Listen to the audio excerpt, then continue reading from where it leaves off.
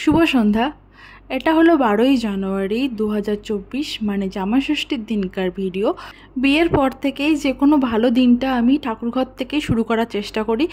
জামাষষ্ঠীও তো একটা ভালো দিন, তাই চেষ্টা করেছিলাম ঠাকুরঘর থেকেই শুরু করার। কিন্তু আজকে আমার কোনো রান্নার তাড়া নেই, কারণ প্রত্যেক বছরই ষষ্ঠীতে কিছু না কিছু আমি ওর জন্য স্পেশাল রান্না করি। ও মানে আমার কর্তামশাইয়ের কথা বলছি। তো আজকে তো অনেক দূরেই রয়েছে, তো ওর জন্য আজকে রান্না করার কোনো প্রশ্নই উঠছে না, তাই ঠাকুরঘরে অনেকটা সময় দিয়েছিলাম।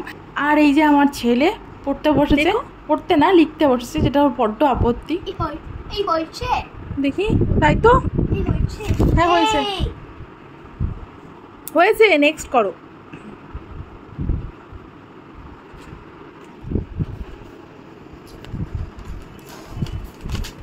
লেখো।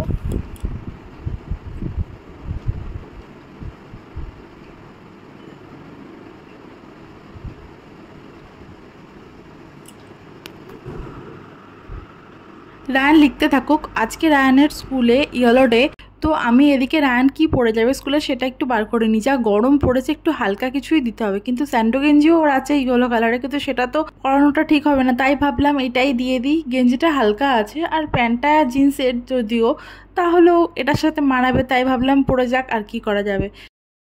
রায়ান তাকাও, হাই বলো।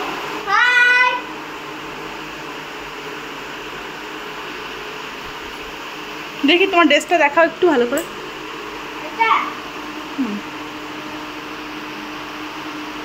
এরকম ভালোভাবে দাঁড়াও। আচ্ছা, একটু ভালো।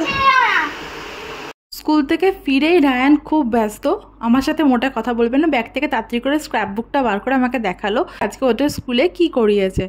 Happy Father's Day, thank you for everything. জামাষষ্ঠীর দিন সন্ধ্যাবেলায় আমাদের এখানে বৃষ্টি হয়েছিল, আর বৃষ্টি হওয়ার আগে খুব গুমোট গরম দিচ্ছিল, সাথে একটা গরম হাওয়াও।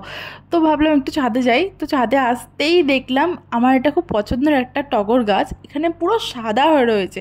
আজকে রাতটাই অনেকগুলো ফুল ফুটবে। আর এদিকে রায়ান কি করছে দেখো তোমরা সবাই। বৃষ্টি আসার আগে পর্যন্ত যতগুলো প্লেন গেছে, রায়ান ততক্ষণ ছাদে দাঁড়িয়ে বলে গেছে বাই বাই পাপা, টেক কেয়ার পাপা। মিস করছো খুব।